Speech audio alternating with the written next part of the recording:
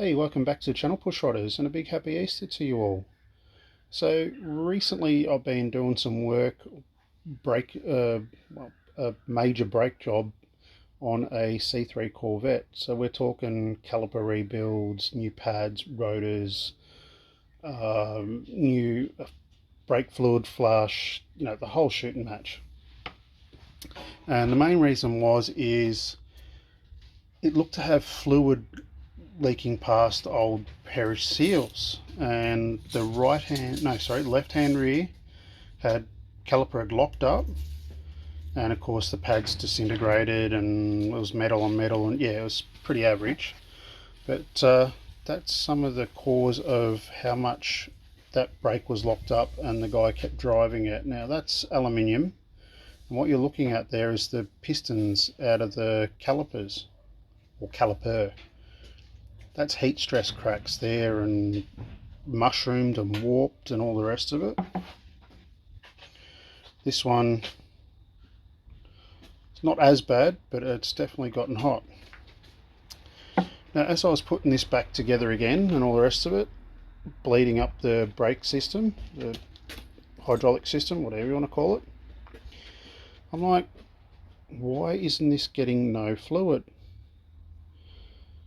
So more than likely, one stage or another, when you're doing your own brakes and calipers and all that sort of stuff, you'll come across this. And the best place to start is, well, I reckon, at the caliper. And all I did was undo the brake line off the caliper, started pumping the pedal a little bit, no fluid. And I kept tracing it back to this little bugger, one of the flexible brake lines, or the rubber hose brake lines, whatever it may be. Now, as you can see, like, it looks like it's been on the Titanic. It's that, yeah, pretty, well, it's stuffed. But other than that, you go, oh, doesn't look too bad. Bit rusty, bit crusty, until you blow a bit of air through it, and it's actually internally collapsed.